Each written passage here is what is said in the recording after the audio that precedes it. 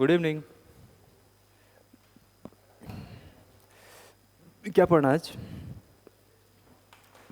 कल कहाँ तक हो गया था?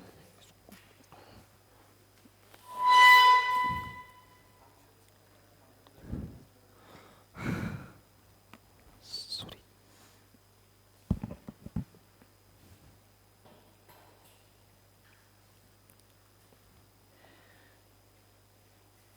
आज मौसम बड़ा फंक्शंस।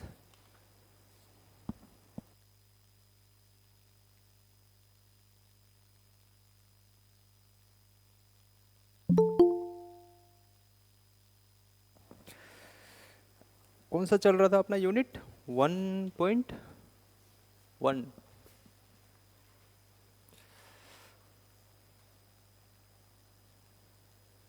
Paper number 2, unit 1.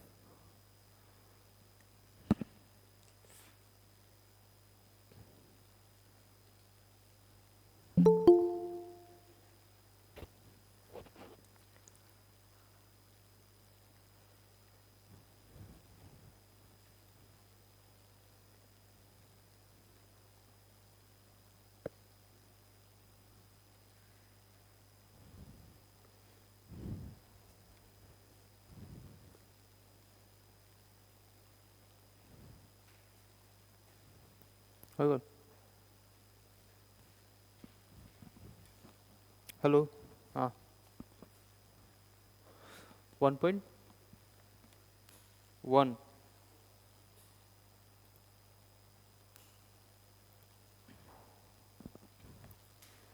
शुरू करें? तैयार हो सब? आज पढ़ेंगे फंक्शंस। कल क्या हो गया था? ऑब्जेक्टिव हो गया था ना अपना। ऑब्जेक्टिव तक हो गया था। आज करेंगे अपन लोग फंक्शंस। वाह, एक दिन मार पैरवाया, अगला दिन मारकर। गजब हाल है। वो उसका तो सबसे खतरनाक मार्कर है। बचपन में वही था अपने पास। चलो कोई नहीं। पहला फंक्शंस क्या बोल रहा है? Identification of monetary transaction and event. देखो, आप लोग को याद नहीं करना है सब। बैठ के याद करने मत बैठ जाना, बस समझ के बैठ जाना कि क्या हो सकता है क्या नहीं हो सकता है। मेन बात क्या बोल रहा है देखना, सारा का सारा पैसा से रिलेटेड ही बात करेगा, उसी को आगे खींच के बैलेंस शीट में पहुंचाएगा, रिजल्ट मांगेगा, खत्म। सबसे पहला बोल रहा है identification of monetary transaction and event. Transaction और इवेंट कल सीखे थे हम लोग। इवेंट क्या था, ट्रांजेक्शन क्या था? इवेंट घटना था ना। वो घटना एक ट्रांजेक्शन को लाता था। वो ट्रांजेक्शन अपन लोग रिकॉर्ड करते थे, उसके बाद उसी को आगे बढ़ाते थे। बढ़ते जाओ बढ़ते जाओ। नेक्स्ट क्या है? लेकिन वो मॉनिटरी होना चाहिए था। यहाँ पे वही बोल रहा है मॉनिटरी होना चाहिए। अगर नॉन मॉनिटरी हुआ तो रिकॉर्ड करोगे? तभी करेंगे अगर हमें उनका या उसका प्राइस पता है, हम लोग मेजरमेंट कर पाएंगे तो। अगर मेजरमेंट नहीं कर पाएंगे तो क्या लिखोगे? यारो फूल बरसाओ मेरा। इतना लेट? कॉलेज इतना लंबा चलता है? कॉलेज इतना लंबा चलता है?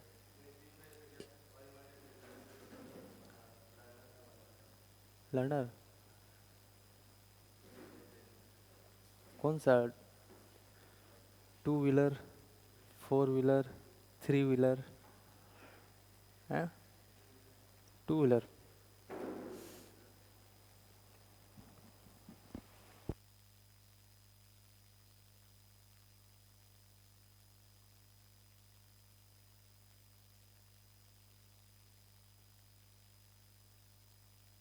चलो आगे बढ़ते हैं।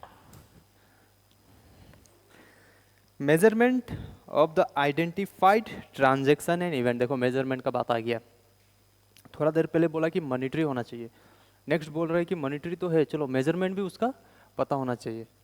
मेजरमेंट मतलब समझे का? मेजरमेंट का मतलब होता है कि मान लो एक कलम है, आपको पता है कि ये बेच सकते हो, लेकिन आपको इसका पैसा ही पता नहीं है। लेकिन अगर पैसा पता चल गया तो मतलब आप इसको मेजर कर पा रहे हो। 10 रुपीज़ का है, मतलब मेजरमेंट हो रहा है ना 10 रुपीज़। तो मेजरमेंट उस चीज़ के लिए यूज़ किया जा रहा है कि हाँ मैं पता कर पा रहा हूँ कितना है एग्जैक्टली। ठीक है, नेक्स्ट रिकॉर्डिंग। देखो उसी को रिकॉर्ड करना था, इवेंट हो रहा था, ट्रांजेक्शन मॉनिटरी आइटम में हो रहा है, मेजरमेंट पता है मेरे को, मतलब कि कितना रुपया का है वो पता है, मैंने उसको तीसरा स्टेप में क्या किया, रिकॉर्ड किया। फोर्थ स्टेप में क्या किया, क्लासिफाइंग एंड समराइजिंग। क्लासिफाइंग का मतलब क्या बोला था कल, कौन सा हेड में जाएगा, किधर जाएगा, फिर उसको टोटल करना, यही बोला था ना। सैलरी का है तो सैलरी, परचेज का है तो परचेज, सेल का है तो सेल, वेजेस का है तो वेजेस, एक्सपेंसेस का है तो एक्सपेंसेस, वो डालना पड़ेगा ना। तो आप क्या किए, क्लासीफाई किए ना, कौन सा हेड में जाएगा, एसेट लाइबिलिटी कैपिटल रेवेन्यू किस में जाएगा, डाल दिए। फिर उसको एक साथ एड ऑन किए, ऐड किए ना, ऐड करने के बाद तो आपको पता चला कितना हुआ टोटल। तो वही बात बोल रहा है 4 स्टेप में कि ट्रांजेक्शन हो गया, रिकॉर्ड करो, लेकिन ट्रांजेक्शन होगा सबसे पहले, मॉनिटरी वैल्यू रहेगा उसका, मेजरमेंट कर पाएंगे अपन लोग, सेकेंड स्टेप। तीसरा, अगर मेजरमेंट हो गया तो रिकॉर्ड करो, रिकॉर्ड करने के बाद क्या करोगे, इकट्ठा करो, इकट्ठा ही करना है ना, समझ पा रहे हो, सिंपल। वो जो लाइन बोल रहा है मैं सिंपली बोल रहा हूँ उसको, लिखा भी वही है, लेकिन वो अपना भाषा में समराइज क्लासिफाइड कर रहा है बैठ के। ठीक है, फिफ्थ, ऑब्टेनिंग द रिजल्ट। देखो अब रिजल्ट मांगा, ट्रांजैक्शन हुआ, मनी मेजरमेंट हुआ, रिकॉर्ड किया, 3 स्टेप। चौथा में क्या बोला, इकट्ठा करो। पांचवा में क्या बोल रहे हैं, इकट्ठा करने के बाद रिजल्ट क्या हुआ, प्रॉफिट हुआ या नुकसान हुआ। खुद भी लिख लो, मैं जो बोल रहा हूँ एक एक वर्ड में लिख लो, जब आप लोग पढ़ोगे ना इस तरीके से लिख लो कि आपको दोबारा घूर कर मतलब रिटर्न रिवाइज करना ना पड़े। पहले क्या हुआ, ट्रांजैक्शन इवेंट हो गया, हो गया, आपको पता है कि वो मॉनिटरी टर्म में है, तो आप बोले कितना, सेकेंड स्टेप, कितना बोल दिया, बोलते ही सेकेंड स्टेप में आ गया ना मेजरमेंट में। जैसे ही पता चला मेजरमेंट हाँ इतना रुपया का, रिकॉर्ड कर दो उसको। रिकॉर्ड करने के बाद क्या बोलोगे, जय श्री राम, क्लासिफाइड समराइज करो उसको, कर दिए।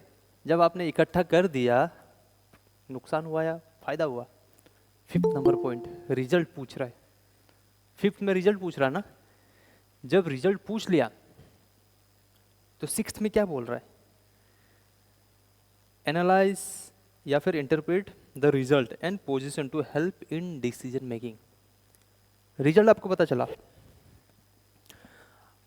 पता चल गया रिजल्ट, अब आप डिसीजन लो इस रिजल्ट को लेके कि आपको क्या करना है।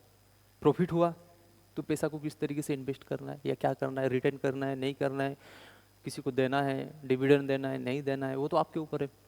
अगर नुकसान हो गया तो क्यों नुकसान हुआ, कौन सा रीजन से नुकसान हुआ, उसको ढूंढ के निकालोगे, उसको ढूंढ के क्या करोगे, उसको एलिमिनेट करने का कोशिश करोगे, करोगे। अपना रियल लाइफ में देखो ना कि आपको पता चला कि आप बाइक चला रहे थे, बाइक चलाते चलाते गिर गए, ठीक है, वो आपका नुकसान है। अब गिरे क्यों, आपको तो पता है वो चीज़, पता है ना। नेक्स्ट टाइम क्या करोगे, उस स्टेप को आप कट करोगे कि नहीं मुझे ये नहीं करना है, अगला बार ये किया तो मैं गिर गया था, इस बार नहीं गिरना है। ठीक है, अगर गिर गए तो मतलब कि नुकसान हुआ, लॉस हुआ। अगर प्रॉफिट हुआ मतलब आप गिरे ही नहीं, मजा से चले गए, चले गए ना, तो नेक्स्ट टाइम आप क्या सोचोगे, मैं आज इस रास्ते से गया, इस रास्ते से जाऊंगा तो मैं कितना टाइम बचा पाऊंगा। कभी सोचे हो ऐसा, साइकिल में, बाइक में, कभी गए नहीं उस रास्ते से, लेकिन आप बस ये अंदाज लगाने के लिए उस रास्ते से गए कि मुझे कितना टाइम लग सकता है उस रास्ते से अगर जाऊंगा तो प्रॉफिट हुआ तो आप ये सोचोगे ना कि मैं इधर इन्वेस्ट कर दूं या इधर इन्वेस्ट कर दूं, यहाँ पे रखूं यहाँ पे रखूं, मुझे कहाँ से ज़्यादा फायदा हो रहा है। तो डिसीजन लेना पड़ेगा ना रिजल्ट मिलने के बाद। लास्ट क्या बोल रहा है, communicating such information to the users. Users कौन कौन हो सकता है, फाइनेंशियल स्टेटमेंट मतलब कोई भी कंपनी का बैलेंस शीट वगैरह हो गया ना। रोशन सोनी इधर आ गए दौड़ दौड़ के, थोड़ा देर पहले आपको इंटर के बीच में डाल दिया गया था।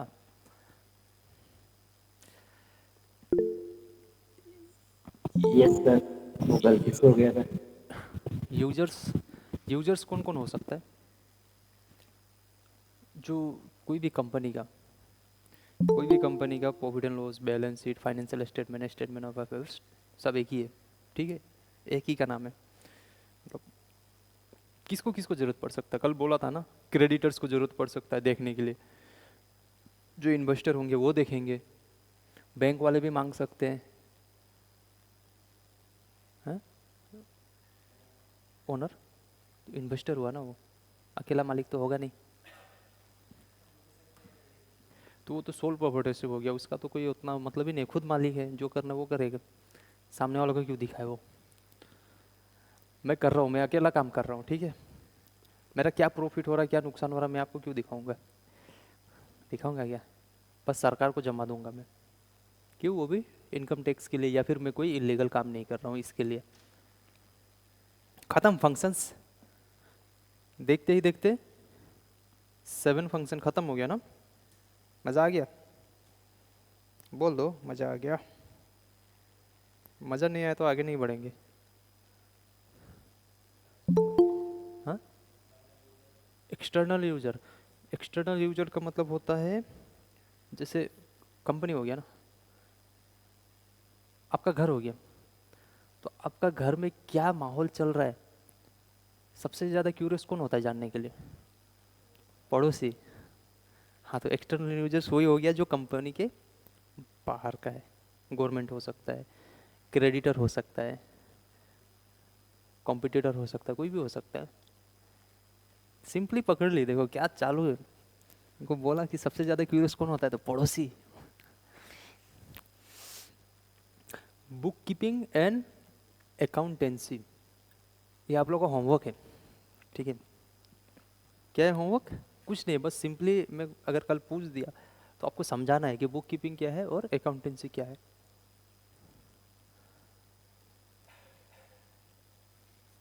बुक कीपिंग, फिर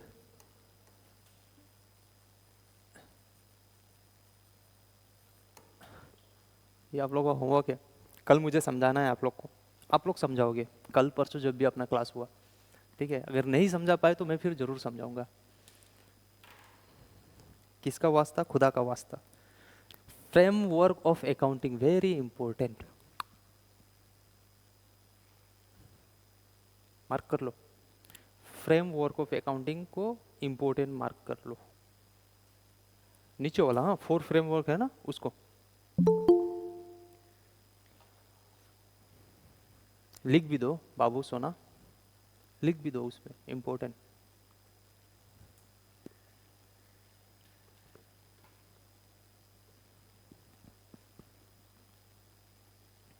फ्रेमवर्क ऑफ अकाउंटिंग का मतलब क्या होता है,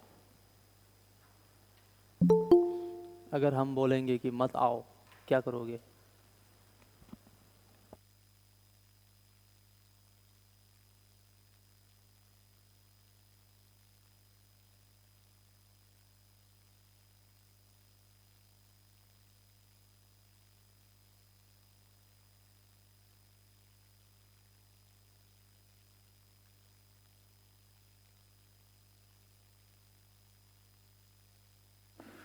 शुरू करे अंताक्षरी लेके प्रभु का नाम।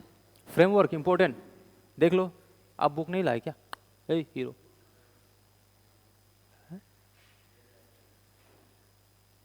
बुक लिया नहीं है क्या नीचे से, तो बुक पता नहीं था, कोई नहीं, मैसेज आ जाता है ना आप लोग को, हैं लेट मतलब वही, हाँ, तो क्लास तो थोड़ा थोड़ा और इंतज़ार कर लो, उसके बाद 12 बजे तक में आप लोग को मैसेज आ जाएगा। अभी तो अकेला मैं पढ़ा रहा हूँ ना, और बाकी क्लास तो हो नहीं रहा है, इसीलिए थोड़ा लेट हो रहा है आप लोग का।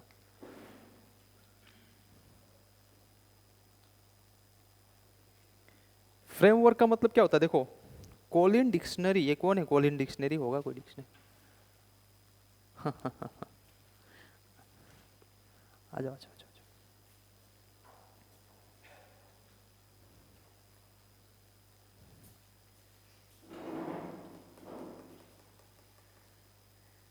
इधर आओ, कॉलिन डिक्शनरी फ्रेमवर्क के बारे में क्या बोल रहा है, फ्रेमवर्क को इंपॉर्टेंट मार्क कर लो ना। फ्रेमवर्क को सिंपल ही समझते हैं, हाँ फ्रेमवर्क का मतलब, देखो कभी फुटबॉल खेल देखा हो, फुटबॉल देखे हो, एक सर्कल होगा, सर्कल सॉरी बाउंड्री होगा, इधर एगो गोली, इधर एगो गोली, अहिया अहिया, यहाँ से पेनाल्टी हुई, ठीक बा, बीच से मारेगा। इस लाइन के बाहर कभी बॉल जा पाएगा? जा पाया तो खेल रुक जाएगा ना, फिर से स्टार्ट करेगा ना। तो ये हुआ फ्रेमवर्क। जो फोर्थ फ्रेमवर्क बोल रहा है ना, 4 खंभों पे खड़ा है फ्रेमवर्क, 4। ठीक है, पहला क्या है? कॉन्सेप्चुअल। लिख लो अपना, कॉपी में भी लिखो। फोर्थ फ्रेमवर्क, फुटबॉल का फील्ड है, लिखते रहना, फुटबॉल का फील्ड है, बॉल बाहर गया है तो खेल फिर से स्टार्ट करेगा रेफरी, ये मत लिख देना। ठीक है, फ्रेमवर्क का मतलब एक बाउंड्री है, एक बाउंड्री के अंदर में ही सारा काम होगा अपना। बुक नहीं लाई? ठीक है, सबसे पहला है कॉन्सेप्चुअल फ्रेमवर्क। फ्रेम का मतलब समझे ना, जैसे फोटो घर पे लगाते हैं ना, वो फ्रेम के बाहर कभी फोटो निकला हुआ देखे हो क्या?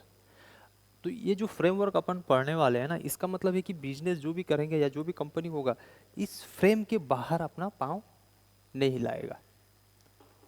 अब ये कौन सा बाउंड्री है या कौन सा लाइन है जिसके बाहर ये जा नहीं सकता? ठीक है, वही पढ़ना है अपने को। इतना दिन तक तो आप लोग बस क्वेश्चन आंसर सोल्व करते रह गए ना, debit the receiver, credit the giver, फलाना ढिमकाना, डेप्रिसिएशन, प्रोविजन फॉर डेप्रिसिएशन करते रह गए। अब ये क्या, अब क्या पढ़ रहे हैं अपन लोग? कि हम लोग जो वो पढ़ रहे थे, इसके कहीं ना कहीं इसके अंदर में ही था वो, इसके बाहर निकला नहीं कभी। अब पता चलेगा आप लोग को। ठीक है, सबसे पहला बोल रहा है कॉन्सेप्चुअल। कॉन्सेप्चुअल में क्या बोल रहा है? एक ही लाइन देखने का, पूरा प्लस वो पैराग्राफ पढ़ने का जरूरत नहीं है, एक ही लाइन, इंपॉर्टेंट लाइन पढ़ लो। Conceptual framework is a body of interrelated objective and fundamental. क्या है? ऑब्जेक्टिव और फंडामेंटल ऐसे मिला हुआ है। बाउंसर चला गया इतना में, तो नेक्स्ट लाइन पढ़ोगे तो आप लोगों को क्लियर हो जाएगा। ऑब्जेक्टिव क्या करता है? ऑब्जेक्टिव बोलता है कि आपका काम क्या है, आपका गोल क्या है, आपका टारगेट क्या है। ठीक है, और फंडामेंटल क्या बोल रहा है कि आप कैसे कॉन्सेप्ट लगाओगे उसमें। Fundamental are the underlying concept, ठीक है, that help achieve those objective. Objective क्या हुआ? आपका गोल्स। ठीक है, और फंडामेंटल क्या हुआ? वो आप गोल अचीव कैसे करोगे, वो आपको रास्ता बताएगा। ऑब्जेक्टिव मतलब गोल, ये कॉन्सेप्चुअल है, कॉन्सेप्चुअल फ्रेमवर्क। कॉन्सेप्चुअल फ्रेमवर्क बस इसका मतलब कॉन्सेप्ट कैसे लगाओगे आप, कौन सा कॉन्सेप्ट लगाओगे, किस तरीके से जाओगे, वो है। ये कोई मतलब कानून नहीं है। ये जो कॉन्सेप्चुअल फ्रेमवर्क है ना, एक इसका भी एक फ्रेम है, कैसे लगाओगे, कैसे करोगे, ट्रीटमेंट कैसे करोगे, कॉन्सेप्ट है ना। अगर आपको पता ही नहीं है कि बाइक कैसे चलाना है, गियर कैसे लगाना है, तो आप बाइक चला पाओगे? तो ये वही है, आपको पता ही नहीं कि अकाउंट्स को किस तरीके से सॉल्व करना है, कहाँ पे जाके ट्रीटमेंट करना है। आपको रूल सब पता है कि हाँ ये हो सकता है, ये नहीं हो सकता, लेफ्ट साइड से जाना है मेरे को, राइट साइड से नहीं जाना, सब पता है, लेकिन आपको बाइक ही चलाने नहीं आता, गए बर्बाद, कोई काम का है क्या? तो ये कॉन्सेप्चुअल फ्रेमवर्क क्या करेगा? आपको ऑब्जेक्टिव बताएगा और कॉन्सेप्ट देगा, कैसे पकड़ना है वो ऑब्जेक्टिव को, कैसे फुलफिल करना है। ठीक है, ये पहला वाला जो लाइन मैंने बोला, जितना पढ़ा उतना को मार्क कर लो। कहाँ से? Body of interrelated objective and fundamental से लेके हेल्प अचीव दोज ऑब्जेक्टिव। ठीक है, उसका बाद क्या लिखा हुआ? Those concept provide guidance in selecting transaction event and circumstances to be accounted for. इसका आगे का मार्क मत करना, इसका आगे का बस समझ के रखना, जितना मार्क करने बोला उतना ही मार्क करो। ठीक है, क्या बोल रहा है कि ट्रांजैक्शन इवेंट कैसे सेलेक्ट करोगे, अलग अलग सर्कमस्टेंसेस, ऐसा कुछ बोला है क्या? Event and circumstances, sorry circumstances to be accounted for, how they should be recognise and measure and how they should be summarise and report. घूर फिर के यही बोल रहा है कि आपको ट्रीटमेंट कैसे करना है।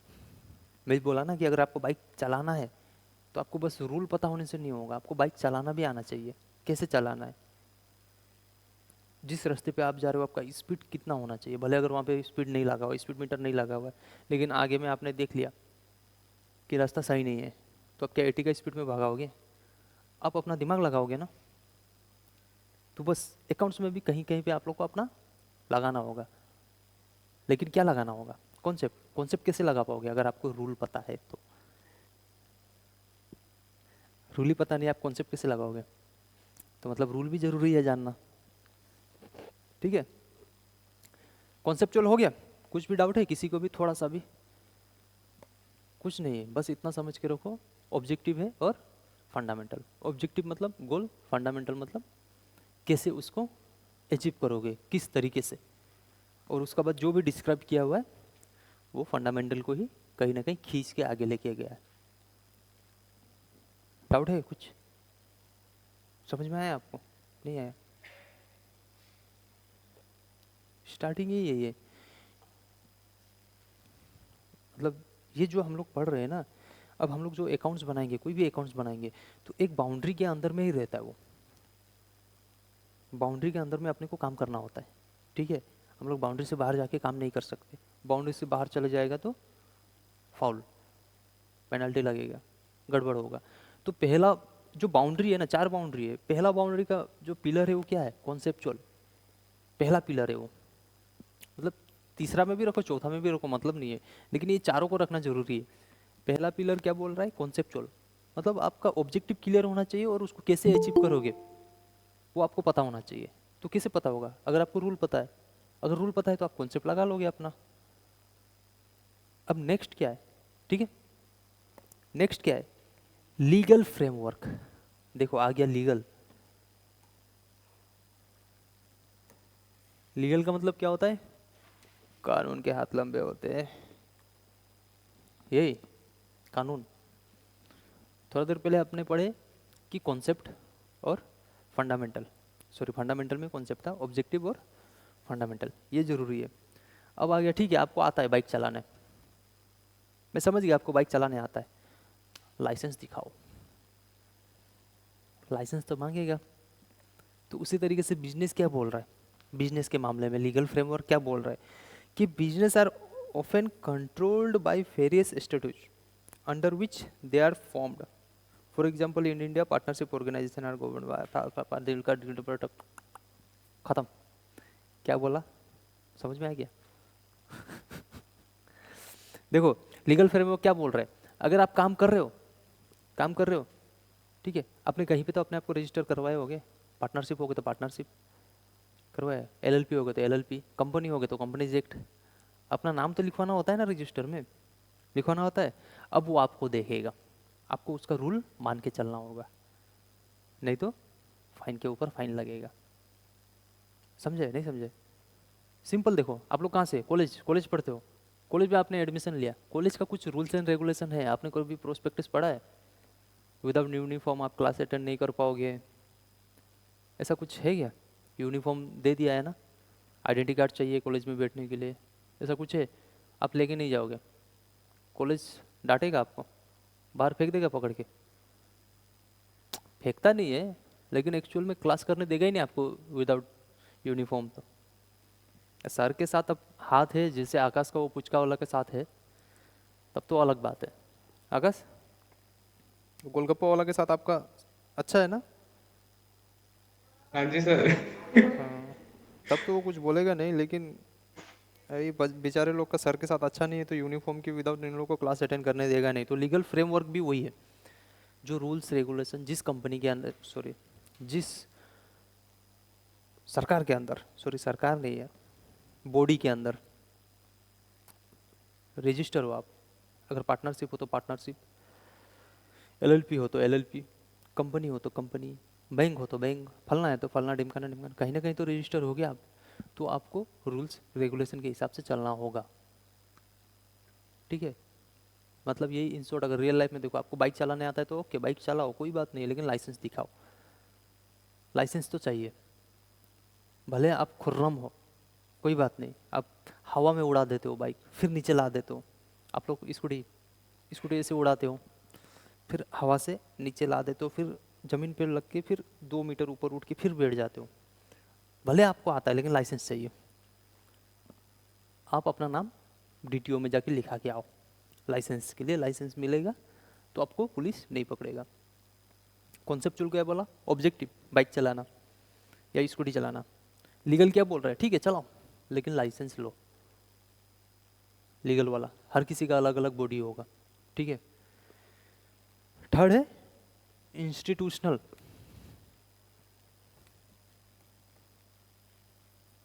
इंस्टीट्यूशनल,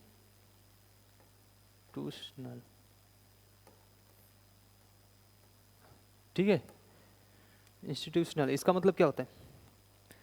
अपन लोग सीएमए है ना, भविष्य के, आप लोग सीएमए हो ना, सीएमए फलना, सीएमए डिमकाना, यही हो ना आप लोग, हो कि नहीं? है, सीएमए है। कौन कौन सीएमए नहीं है यहाँ से भविष्य का? ऑनलाइन में कोई है क्या जो भविष्य में सीएमए नहीं है? हाथ उठाओ।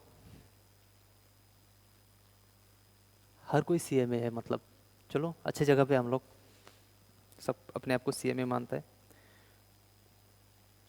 ठीक है। जो सीएमए है वो बॉडी है, कोई बात नहीं है। इंस्टीट्यूशनल फ्रेमवर्क, ये क्या बोल रहा है? कुछ कुछ गाइडलाइंस देगा, कौन? Institutional frameworks issued in form of certain pronouncement by institution interested by sovereign authorities to oversee the development of the respective field। का समझे? कुछ नहीं समझे। सीएमए का, अगर आप लोग सीएमए बन गए, कल कोई फैक्ट्री वगैरह में या कोई कंपनी में आपको काम दिया, ठीक है, तो आप लोग को कोस्टिंग वाला डिपार्टमेंट में देने का चांसेस है, ठीक है। यही है ना कोस्टिंग वाला। वहाँ पे भी तो कुछ रूल्स एंड रेगुलेशन आप लगाओगे जो पढ़ के गए हो, नहीं लगाओगे, भूल जाओगे। प्रैक्टिकल में अलग हो जाता है, फिर आके बुक पढ़ो घर पे, फिर जाके सॉल्व करो किस में कितना प्राइस रखना है, ठीक है। रियल लाइफ और प्रैक्टिकल थ्योरी लाइफ में थोड़ा सा फर्क पड़ जाता है वहाँ पे। लेकिन क्या होता है ना कि आप अगर प्रोफेशनल हो और आपको गवर्नमेंट कोई टारगेट दे दिया आपका फील्ड पे कि आपको कुछ ऐसा रूल्स निकालना है कहीं पे भी, कोई भी सेक्शन पे, ठीक है, आपको बोल दिया कि रूल बनाओ, कोई कमी है, मान लो कोई कमी दिख रहा है, और बोला कि इसके ऊपर में आपको एक रूल बना के निकालना है कि ये कमी भी पूरा हो जाए और इसका ट्रीटमेंट और अच्छा से हो जाए, दे दिया। तो यही बात बोल रहा है, इंस्टीट्यूशनल फ्रेमवर्क क्या होगा, कोई भी फील्ड दे देगा उसको और वो क्या करेगा, रूल्स वगैरह निकालेगा। जैसे ICAI, institute of chartered accountant of India, वो क्या निकालता है, स्टैंडर्ड ऑन ऑडिट, सॉरी हाँ अकाउंटिंग स्टैंडर्ड निकाला है वो, अकाउंटिंग स्टैंडर्ड है ना। और कौन क्या निकाला है, कोस्ट अकाउंटिंग स्टैंडर्ड बोर्ड, ये भी है, ये अपना है, of the institute of cost accountant of India. 24 cost accounting standard निकाला हुआ है अभी तक मतलब 24 कोस्ट अकाउंटिंग स्टैंडर्ड है अपने पास। और कौन निकाला है ये, कोस्ट अकाउंटिंग स्टैंडर्ड बोर्ड। ये किसका है, कोस्ट अकाउंटेंट का ही एक हिस्सा है। हम लोग जो पढ़ रहे हैं सीएमए, उन्हीं लोग मिलकर 24 कोस्ट अकाउंटिंग स्टैंडर्ड निकाला है। सिंपल में सोचो, कुछ नहीं सोचने का, कोई एक फील्ड में फील्ड दे देगा इन लोग को, इस फील्ड को डेवलप करो, बस। अब उन लोग अपना दिमाग लगाते रहेंगे कैसे डेवलप करना है, किस आइटम का किस तरीके से ट्रीटमेंट करना है, उन लोग निकाल के देंगे। जैसे अपने पास कुछ अकाउंटिंग स्टैंडर्ड है, ठीक है, सिंपल से मैं देखता हूँ, पहला वाला, पहला तो कुछ नहीं, पहला तो रूल रेगुलेशन बताएगा। दूसरा वाला है वैल्यूएशन ऑफ इन्वेंट्री, इसमें नहीं है, मतलब इन्वेंट्री का वैल्यूएशन कैसे होगा। इन्वेंट्री मतलब समझते हो, स्टॉक, स्टॉक हुआ ना। अगर स्टॉक आपके पास है तो आप उसका वैल्यू कैसे करोगे, ये अकाउंटिंग स्टैंडर्ड 2 बताता है इसके बारे में कि किस तरीके से ट्रीटमेंट करना है, ये आइटम है तो किस तरीके से होगा। बहुत लंबा चौड़ा है, 2 पेज 3 पेज में सॉल्व हो जाता है, मतलब क्वेश्चन नहीं, 2-3 पेज में ख़त्म हो जाता है वो, ठीक है। तो उन लोग बनाए ना वो अकाउंटिंग स्टैंडर्ड 2 इन्वेंट्री के लिए, उसी तरीके से ये मतलब ये इंस्टीट्यूशनल फ्रेमवर्क में ही आ रहा है वो। हाँ, उन लोग बनाए इन्वेंट्री का, जिस तरीके से आप लोग ट्रीटमेंट किया उसी तरीके से दूसरा भी तो आइटम हो सकता है ना। उसके लिए कुछ अलग से बनाएंगे उन लोग, या 2 में ही डाल देंगे, नहीं डालेंगे 2 में, 2 बस इन्वेंट्री के लिए होगा, 3 4 5 6 जो भी आना है, अगर आप लोग को आगे भविष्य में मिलता है तो पढ़ लेना, अभी नहीं पढ़ेंगे अपन लोग, बाउंसर चला जाएगा, पढ़ा के फायदा नहीं है। बस समझाना एक सिंपल सा क्या था। इंस्टीट्यूशनल फ्रेमवर्क क्या बोल रहा है? Institutional framework refers to the guidelines issued, guidelines है ये कि बेटा राइट साइड से नहीं लेफ्ट साइड से जाना, स्कूल में सिखाता था 1 2 में, जब रास्ते पे चलते हो तो लेफ्ट साइड से जाना होता है, राइट साइड से नहीं, गाइडलाइंस था ना वो। उसी तरीके से इन लोग गाइडलाइंस देगा कि बेटा इस आइटम का ट्रीटमेंट कर रहे हो तो किस तरीके से करना है, कहाँ पे करना है, कब करना है, कितना अमाउंट पे करना है, ये गाइडलाइंस देंगे, ठीक है। Last one, regulatory framework.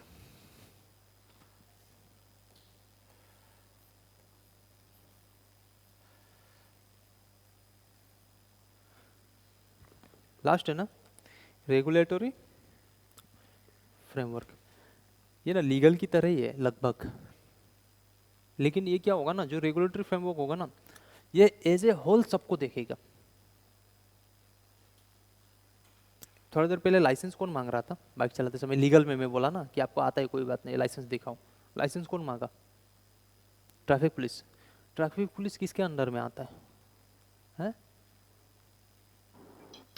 Government से भी पहले तो किसी के अंडर में आता होगा ना, डीटीओ कौन सा डिपार्टमेंट का, डिस्ट्रिक्ट ट्रांसपोर्ट ऑफिसर के अंडर में आएगा, कौन सा डिस्ट्रिक्ट ट्रांसपोर्ट ऑफिसर के अंदर में, वो उसका मेन काम क्या है?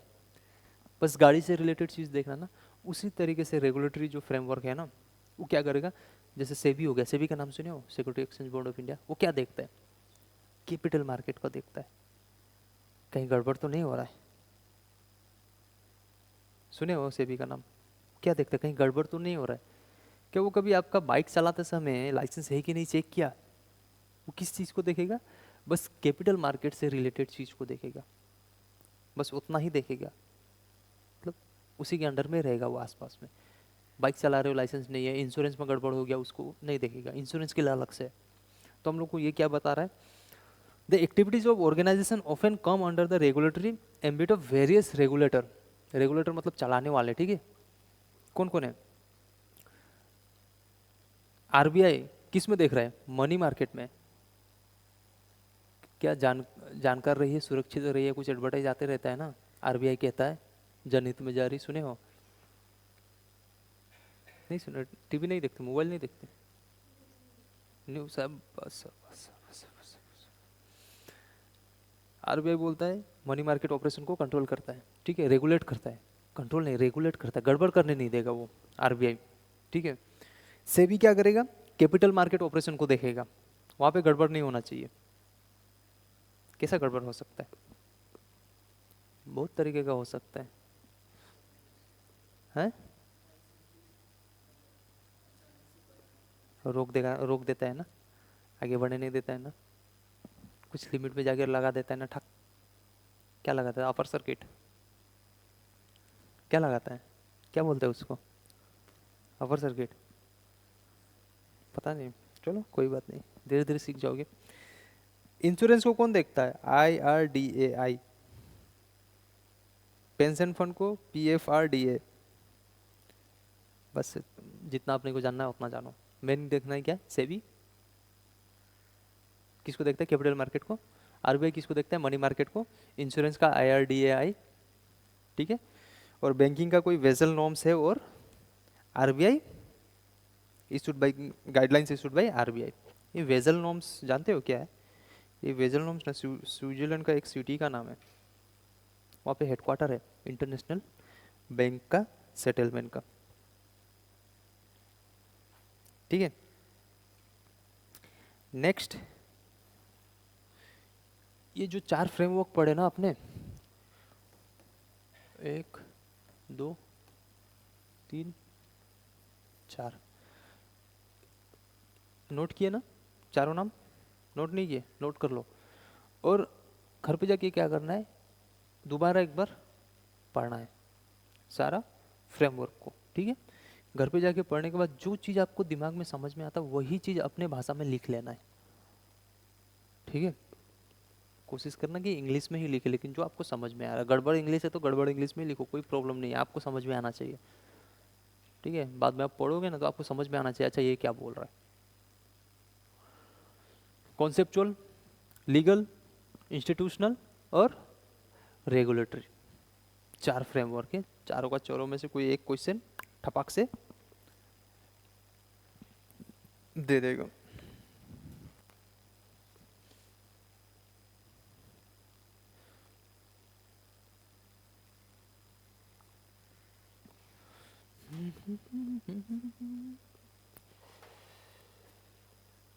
जा रहे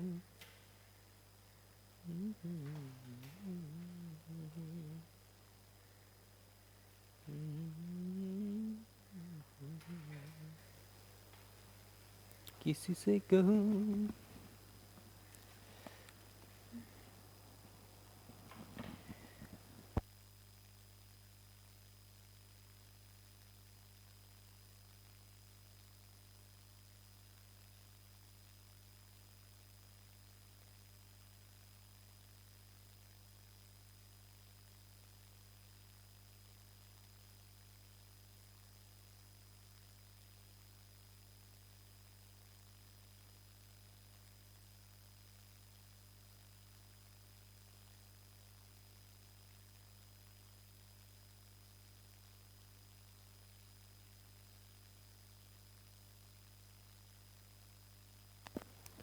आगे बढ़े।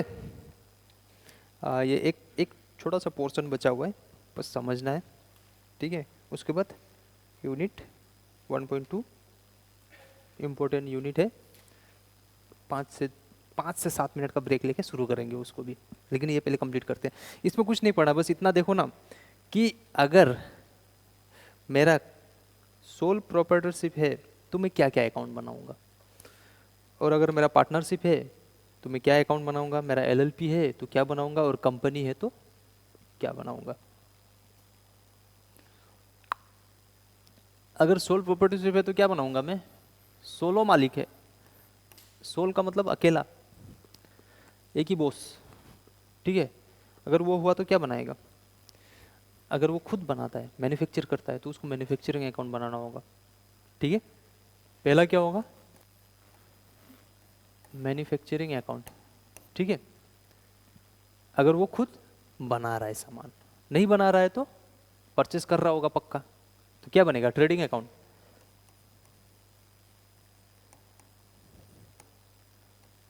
दूसरा, ट्रेडिंग हो गया, आपने बेचा, प्रॉफिट हुआ कि नहीं वो पता करो, तो प्रॉफिट एंड लॉस अकाउंट। तीसरा, बैलेंस शीट, सिंपल, सिंपल है ना। अगर ये पार्टनरशिप होता है तो कुछ नहीं, एक अकाउंट ऐड हो जाएगा अगर पार्टनरशिप है तो। हाई सेकेंडरी में पढ़ के आए थे, ये तो डिट्टो सेम होगा, ठीक है। बैलेंस शीट से पहले, हाँ, 3rd नंबर में क्या होगा, profit and loss appropriation account. ये क्या अकाउंट होता है, profit and loss appropriation account क्या होता है, 4th में बैलेंस शीट है। Profit and loss appropriation account क्या होता है, मतलब इंटरेस्ट इंटरेस्ट मतलब, हाँ बोलो बोलो बोलो, पार्टनर्स का सैलरी इंटरेस्ट,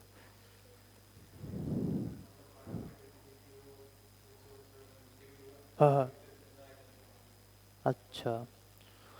इसमें जो भी ट्रीटमेंट होगा ना वो पार्टनर से रिलेटेड होगा, ठीक है। Profit and loss appropriation account. Next है एलएलपी। एलएलपी का मतलब क्या होता है, लिमिटेड लाइबिलिटी पार्टनरशिप। इसमें कितना अकाउंट बन रहा है, 2 account, LLP profit and loss account, मतलब एलएलपी पीएनएल अकाउंट, और दूसरा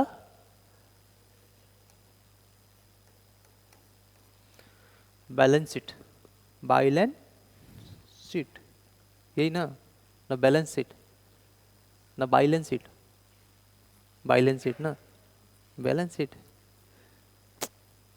कंपनी क्या बनाएगा, statement of profit and loss account, balance sheet, cash flow statement, statement showing change in other equity. ये फिलहाल तो आप लोग का कोई काम का नहीं है बैलेंस शीट वाला पोर्शन, मतलब सॉरी कंपनी वाला पोर्शन, लेकिन बस समझ लो ये आप लोग को इंटर में काम आएगा। अभी फिलहाल बस पढ़ना नहीं है इसके ऊपर कुछ भी। पहला क्या है, statement of profit and loss. दूसरा कैश फ्लो, हाँ कोई बात नहीं है ना, बना लो ना, आगे पीछे कर लो ना, कोई प्रॉब्लम नहीं है। चौथा change in equity, change in equity दिखाओ। कैश फ्लो का कोई भी आइटम बैलेंस शीट में जाता है क्या, या फिर प्रॉफिट एंड लॉस का आइटम बैलेंस शीट में जाता है दौड़ दौड़ के? कैश फ्लो का जो क्लोजिंग बैलेंस है वही तो जाएगा। तो आगे बनाओ पीछे बनाओ, क्या प्रॉब्लम है, कुछ प्रॉब्लम नहीं, बनाते रहो। हाँ, ट्रेडिंग प्रॉफिट एंड लॉस को इधर उधर, बैलेंस शीट को इधर उधर ठेल मत देना, आराम से बनाना, जहाँ से बनाना है वहीं से शुरू करके स्टेप बाय स्टेप जाना। समझ गए या नहीं समझे? कुछ नहीं, बस बनाना है ना। अपने को क्या सीखना है, अपने को सोल प्रोप्राइटरशिप और पार्टनरशिप ही सीखना है फिलहाल तो, फाउंडेशन लेवल पे। इंटर पे जाओगे तो एलएलपी कर लेना। तो आप लोगों को मैं कितना देर का ब्रेक दूँ? 7 मिनट का। जाओ, फिर यूनिट 2 स्टार्ट हो जाएगा। एक साथ 2 यूनिट स्टार्ट नहीं करना होता है, बीच में हल्का ब्रेक देना होता है। 5-7 मिनट घूम लो।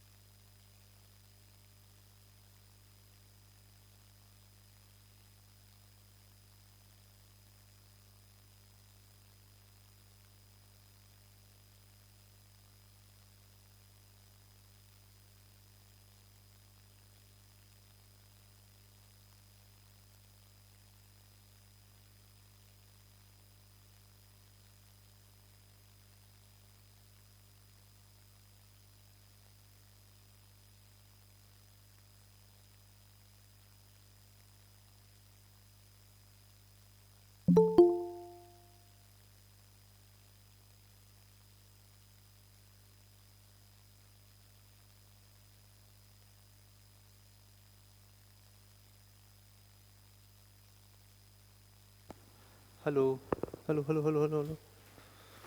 शुरू करें? न्यू यूनिट ना, चैप्टर 1 ही है बस। यूनिट नया।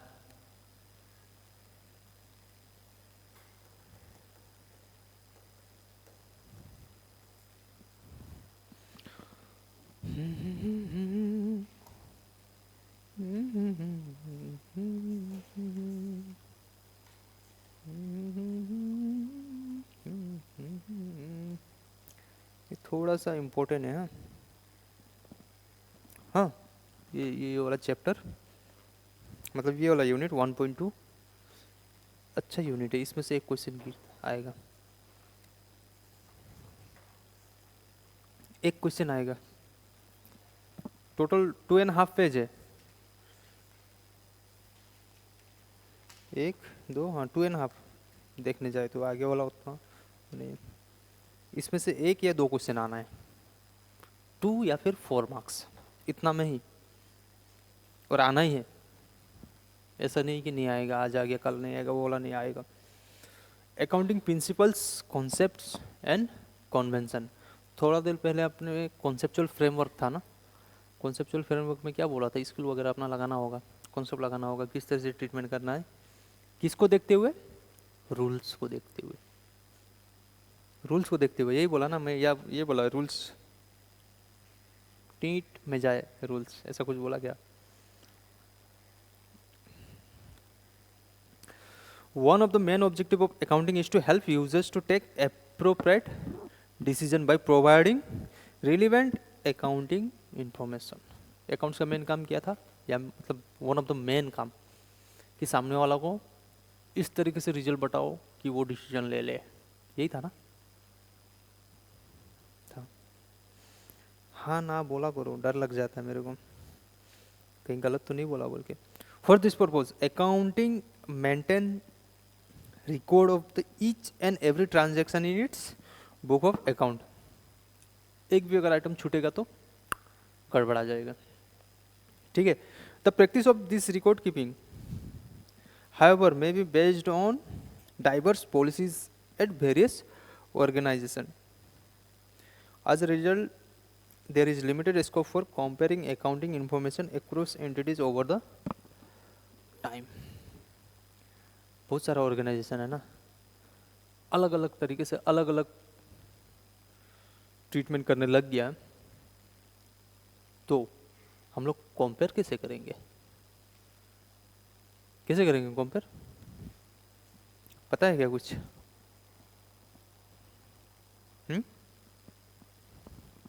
वही पढ़ेंगे आप ही, अगर हो गया तो क्या करना है, ठीक है। In order to ensure uniformity and consistency in record keeping and produce accounting information which is largely comparable, the accounting profession has developed rules, convention, standard and procedures which are generally accepted and universally practiced। The common set of rules, convention, standard and procedures is referred to as generally accepted accounting principle। लिख लो, GAAP equal to generally accepted accounting principle। ये क्यों लिखने लगाया, अगर पूछ दे short form में तो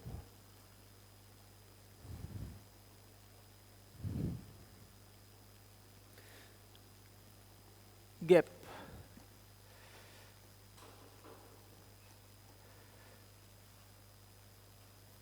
generally accepted accounting principles, यही है ना।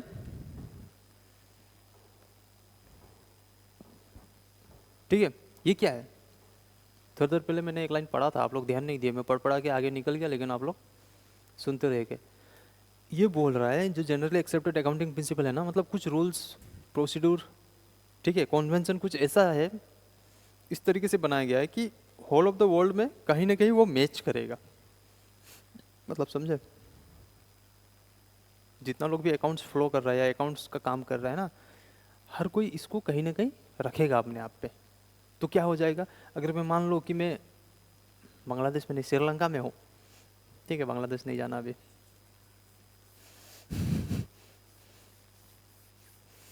मैं श्रीलंका में हूँ, मैं वहाँ पे अकाउंट्स कर रहा हूँ, आप लोग यहाँ पे हैं, यहाँ पे अकाउंट्स कर रहे हो, ठीक है। अब मैं श्रीलंकन वाला अकाउंट्स तो नहीं करूँगा ना, कुछ रूल्स रेगुलेशन फ्लो करूँगा, तो वो जो वहाँ का रूल्स एंड रेगुलेशन होगा अकाउंट्स से रिलेटेड, हाँ, लॉ से रिलेटेड नहीं, अकाउंट से रिलेटेड, कहीं ना कहीं इंडिया का भी मैच करेगा। तब क्या होगा, हम लोग कंपेयर कर पाएंगे। बाहर वाला तो बहुत रेयरली कंपेयर होगा, करेंगे ही नहीं उतना, विद इन द इंडिया ही करेंगे। आसाम का दूसरा स्टेट के साथ कंपेयर कर सकते हैं आराम से, क्योंकि रूल्स तो लगभग हम लोग सेम अप्लाई कर रहे हैं। कॉन्वेंशन, प्रैक्टिस, कॉन्वेंशन क्या होता है, कुछ पता है कॉन्वेंशन? आगे सीखोगे, ठीक है, उसके बारे में पढ़ना है। कुछ कॉन्वेंशन है जो अपने को पढ़ना है, और मोस्ट इम्पोर्टेंट, ये आप लोग फर्स्ट ईयर में भी था आप लोग का, सेकेंड ईयर में था शायद, अकाउंटिंग प्रिंसिपल्स फर्स्ट ईयर में था, debit the receiver credit the giver के पहले था, लेकिन ध्यान दिया नहीं होगा आप लोग ने। नहीं था, कॉन्वेंशन नहीं था, हम लोग के टाइम पे था, कॉन्वेंशन था, कॉन्वेंशन है शायद, ध्यान से देखना तो। एनपीओ तो अलग हो गया, पास हो गए ना, अब क्या करोगे पीछे घूर के, अब भी पास हो गए ना। स्कूटी किसको किसको मिलेगा, स्कूटी मिलेगा, छोड़ना मत, उसको पार्टी देगी, आपको नहीं मिलेगा, बर्बाद। कभी कभी इनको दे देना, तुम ले लेना, मैं बोल दिया हूँ, रेफरेंस दिया हूँ, इनके रिक्स पे, मेरा रिक्स नहीं है उसमें, ठीक है। The gap provide the guidelines for reporting economic event. हाँ सुनो ना, ये इकोनॉमिक इवेंट क्या होता है, अगर अकाउंट का भाषा में आपको कोई इकोनॉमिक बोल दिया तो आप क्या समझते हो, कुछ मत समझना, आगे पीछे आगे दायां बायां कुछ मत समझना, बस इतना समझना जैसे इकोनॉमिक्स बोलता है ना अकाउंट्स का लैंग्वेज में, कहीं पे भी मिलता है, पैसा को डाल देना वहाँ पे, पैसा का बाहर मत सोचना ज़्यादा, पैसा के इर्द गिर्द में ही रहना, ठीक है। अगर अकाउंट्स में आपको कहीं पे भी इकोनॉमिक वाला वर्ड मिल गया ना, इकोनॉमिक्स वाला सब्जेक्ट में नहीं, अकाउंट्स में, तो आपको जैसे इकोनॉमिक बोलेगा ना तो आप लोग पैसा के इर्द गिर्द में रहना, पैसे से दूर मत चले जाना। Economic event and are thus used by organization in drafting their financial statement। जो रूल्स रेगुलेशन लगाएगा, गाइडलाइंस लगाएगा ना, वही बोल रहा है। These are followed by organizations so that the users of accounting information have an optimum level of consistency। consistency क्या होगा, सेम सेम चल रहा है, सेम सेम चल रहा है, ठीक है। अगर आप एक ही तरीके का रूल्स लगाओगे, प्रिंसिपल लगाओगे, तो आपका अकाउंट्स लगभग सेम सेम रहेगा ना, सिमिलर रहेगा ना, आप आराम से कंपेयर कर पाओगे। अब मान लो एक कंपनी है, दो कंपनी, 3 4 5 6, अब मेरे को क्यों एक कंपनी में इन्वेस्ट करना है या दो कंपनी में, तो मैं तो पहले आप लोग को कंपेयर करूंगा ना, 10 12 जितने लोग भी हो, कंपेयर करूंगा कितना कंपनी है, इतना कंपनी। अब आप अलग रूल्स लगा रहे हो, आप अलग रूल्स लगा रहे हो, तो मेरे को तो दिक्कत हो जाएगा। लेकिन अगर आप लोग जनरली एक्सेप्टेड प्रिंसिपल यूज़ कर रहे हो, ठीक है, लगभग सिमिलर सा कर रहे हो सारे के सारे, तो मेरे लिए आसान हो जाएगा कंपेयर करना, आप लोग को ईजी हो जाएगा। तो वही बात बोल रहा है, ठीक है।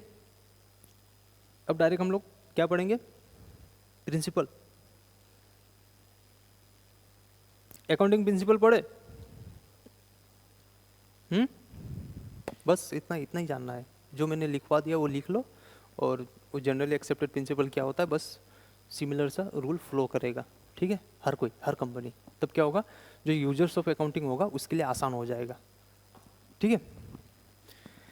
अकाउंटिंग प्रिंसिपल क्या है, अकाउंटिंग प्रिंसिपल के अंदर में क्या आता है, अकाउंटिंग कॉन्सेप्ट आएगा और अकाउंटिंग कॉन्वेंशन आएगा, और ये दोनों का दोनों इंपॉर्टेंट है, मार्क कर लो। मैं क्या बोला, या तो एक क्वेश्चन या तो दो क्वेश्चन इसमें से आएगा, या तो एक या तो दो, आना ही है। अब अगर आप लोग का लक अगर बहुत ही ज़्यादा खराब है तो मैं नहीं बोल पाऊंगा। अकाउंटिंग प्रिंसिपल क्या है, देखो, accounting principles refers to those rules of action that are universally adopted। Universally मतलब पृथ्वी पे, ठीक है, पृथ्वी का बाहर मत चला जाना। By the accountants for recording accounting transaction. क्या समझा, अकाउंटिंग प्रिंसिपल क्या है, बोल रहा है कि जो भी रूल्स गाइडलाइंस है ना, यूनिवर्सली एक्सेप्टेड है, ठीक है। कौन एक्सेप्ट किया, अकाउंटेंट लोग, किस चीज़ के लिए, ट्रांजैक्शन को रिकॉर्ड करने के लिए। मतलब कि रास्ता है, रास्ता से जाना है मेरे को, इसी रास्ता से जाना है, हर कोई जाएगा, जितना भी गाड़ी चलेगा इसी रास्ते से चलेगा, भले किसी का 4 चक्का होगा, किसी का 2 होगा, किसी का 6 होगा, लेकिन चलेगा तो इसी रास्ते से, ठीक है। They provide the guidelines for recording and reporting transaction. Guidelines देगा ना वो, लेफ्ट साइड से जाना है, राइट साइड से जाना है, आगे से जाना है, यू टर्न लेना है, and such provide explanation to current accounting practice, explanation भी देगा उस चीज़ को लेके अगर मांगोगे तो, नहीं मांगोगे तो कोई बात नहीं है, लेकिन कंपनी का रिपोर्ट में नीचे में लिखा भी रहता है, ऑडिटर का रिपोर्ट में, कभी देख लेना कभी मौका मिला तो, लेकिन अभी मत देखना, पहले इंटर में चले जाओ, इंटर भी अच्छे से पास कर जाओ, उसके बाद फाइनल में जाओगे तब चेक करते रहना बैठ के, इंटर तक मत करना बैठ के, ठीक है। इंटर तक कोशिश करो कि फटक फटफट निकल जाए, क्योंकि इंटर के बाद आप लोग के हाथ में मिनिमम 15 मंथ्स रहेगा फाइनल देने के लिए, मिनिमम, मैक्सिमम तो बहुत सारा रहेगा। मिनिमम 15 मंथ्स इंटर्नशिप करोगे ना, कहाँ पे,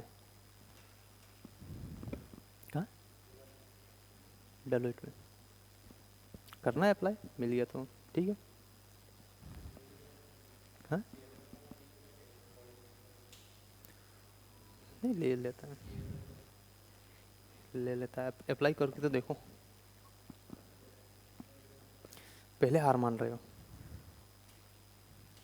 काम तो दोनों को सेम ही करना है, बस आपको कम सैलरी मिलेगा तो भी आप चल जाओगे, बस वही है, कर देना है अप्लाई, हर जगह कर देना, लेकिन जिसको जॉब करना है, जॉब करना है, वो कोशिश करना है कि कोई अच्छा वाला इंडस्ट्री पे जाए, ठीक है, फार्म वगैरह से करके निकल मत जाना, जिसको भी जॉब करना है। अगर किसी को जॉब नहीं करना, खुद का प्रैक्टिस करना है तो आप कहीं पे भी चले जाओ, कोई मैटर नहीं करता, सबको जॉब ही करना है क्या, जॉब जॉब सोचा है, हाँ जॉब जॉब,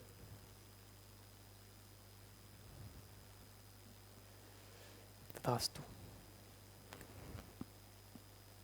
ऑनलाइन वाला है क्या कोई जो प्रैक्टिस करना चाहता है, या सबको जॉब चाहिए,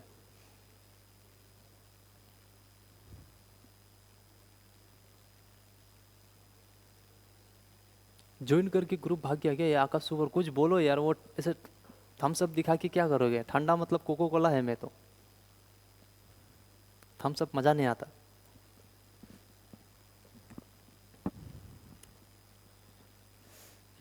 आगे बढ़े, अकाउंटिंग कॉन्सेप्ट, ठीक है, अकाउंटिंग कॉन्सेप्ट क्या होता है, कॉन्सेप्ट अपने को कॉन्सेप्ट जानना, concept concept concept, accounting concept किसके अंदर में आ रहा है, प्रिंसिपल के अंदर में, ठीक है, प्रिंसिपल, प्रिंसिपल के अंदर में क्या आ रहा है, अकाउंटिंग कॉन्सेप्ट और अकाउंटिंग कॉन्वेंशन, ठीक है। अकाउंटिंग कॉन्सेप्ट क्या होता है, जो कॉन्सेप्चुअल फ्रेमवर्क पढ़े थे, थोड़ा बहुत समझाया था ना, कॉन्सेप्ट स्किल चाहिए, मुझे लगता है कहीं ना कहीं मिल जाएगा, मुझे लगता है, मैं भी आप लोग के साथ ही पढ़ूंगा, लेकिन लग रहा है मुझे, ठीक है। क्या बोल रहे हैं, accounting concept refer to the assumption and condition, assumption मतलब आप मान रहे हो, condition that define the parameters and constant within which the accounting operates, assumption और condition जो पैरामीटर देगा जिसके इर्द गिर्द ही अकाउंटिंग ऑपरेट होगा, they lay down the foundation for accounting principle and ensure recording of financial fact on sound based and logical consideration, तुक्का में नहीं, कुछ भी आप अकाउंटिंग करोगे तुक्का में नहीं करोगे, लॉजिकल होना चाहिए वो, ठीक है, तुक्का मार के ये इधर होना चाहिए नहीं, लॉजिक होना चाहिए कि आप क्यों कर रहे हो treatment. The common accounting concept includes entity concept, ठीक है, गोइंग कंसर्न कॉन्सेप्ट, ठीक है, periodicity concept, money measurement, accrual, dual aspect, matching, realisation, cost, अभी बस नाम देख लो, क्योंकि इसके बाद इसको एक्सप्लेन किया है, तो जो एक्सप्लेन किया अपने वहाँ जाते हैं, ठीक है। अकाउंटिंग कॉन्सेप्ट क्या बोल रहा है कि पैरामीटर है, उसी के इर्द गिर्द में घूमेगा अपना अकाउंट, ठीक है। तो सबसे पहला पैरामीटर मतलब अकाउंटिंग कॉन्सेप्ट में क्या बोला है कि बिजनेस एंटिटी कॉन्सेप्ट होगा। बिजनेस एंटिटी कॉन्सेप्ट क्या होता है, बिजनेस एंटिटी कॉन्सेप्ट का मतलब होता है the business enterprise and its owner are two separate independent entities. Market entity concept क्या बोल रहा है, मालिक और कंपनी दोनों अलग अलग है। आप लोग दोनों को एक मत बोलना, दो दिल एक जान नहीं, दोनों दिल दोनों अलग अलग। ठीक है, मार्क करो। बिजनेस एंटिटी कॉन्सेप्ट क्या बोल रहा है, ये अकाउंटिंग कॉन्सेप्ट में है। हाँ, लिखो entity concept equal to business enterprise and its owner are two separate independent entities. मतलब दोनों अलग अलग है, मालिक अलग है। अगर मैं कोई कंपनी का मालिक हूँ तो ये मत सोच लेना कि वो मैं ही हूँ, नहीं, मैं मालिक हूँ बस, कंपनी अलग है, वो अलग है। केस देना है तो कंपनी को दो, मालिक को मत दे देना। ठीक है, हंगामा करना है तो मालिक के सामने मत करना, कंपनी के सामने करना, वो देखेगा डिसीजन लेगा। Thus the business and personal transaction of its owner are separate। थोड़ा सा लिखो, बस ये लिखो ना कि मालिक और कंपनी दोनों अलग अलग है, बस उतना लिखो समझने के लिए। When the owner invest money in the business, it is recorded as liability। अब देखो मालिक अलग है कंपनी अलग है बोल दिया ना, जैसे ही मालिक कंपनी पे पैसा देगा ना तो कंपनी वाला क्या देखेगा, पैसा दिया वो तो मेरे लिए लाइबिलिटी है। तो कैपिटल हमेशा लाइबिलिटी साइड में जाता है ना, क्यों जा रहा था, क्योंकि दोनों अलग अलग मानना पड़ेगा। ये कौन सा है, कॉन्सेप्ट है, अकाउंटिंग कॉन्सेप्ट है। मालिक को अलग मानो और कंपनी को अलग मानो। तो जब मालिक कंपनी पे पैसा देगा तो कंपनी वाला क्या देखेगा, ये तो मेरे लिए उधार है यार, मालिक मेरे ऊपर पैसा इन्वेस्ट किया मतलब मालिक को रिटर्न करना है। तो उसीलिए कैपिटल हमेशा लाइबिलिटी के साइड जाके बैठता है। पहले भी सीखे होगे थोड़ा सा इसके ऊपर कि लाइबिलिटी क्यों माना जाता है, या बस ट्रीटमेंट हो रहा था ट्रीटमेंट करते गए हैं, पता था तब ठीक है, पता नहीं था वही तो सीखने आए हो, सीखो। अभी अपन है, अपन सिखाएगा जितना मेरे को आता है। अब मेरे को जो नहीं आता वो मैं नहीं सिखा पाऊंगा। ठीक है, गोइंग कंसर्न कॉन्सेप्ट इंपॉर्टेंट है, हाँ सारा का सारा। गोइंग कंसर्न कॉन्सेप्ट क्या बोल रहा है, accounting assume that business will continue to operate for a longer period of time in future. इसका मतलब है कि बिजनेस चलते जाएगा चलते जाएगा चलते जाएगा। अपने को ये सोच के रखना है जब भी अपन बिजनेस करेंगे ना कोई भी, अपने को ये एजम्पशन लेना है कि मेरा बिजनेस चलते रहेगा चलते रहेगा चलते रहेगा, चांद के पार चला जाएगा। ठीक है, रुकेगा नहीं और झुकेगा भी नहीं। पुष्पराज पुष्पराज झुकता है क्या? अरे बोलो ना, झुकता है कि नहीं झुकता है पुष्पा? पुष्पा मूवी नहीं देखा है? ऐसा करता है ना, झुकेगा नहीं, नहीं देखा?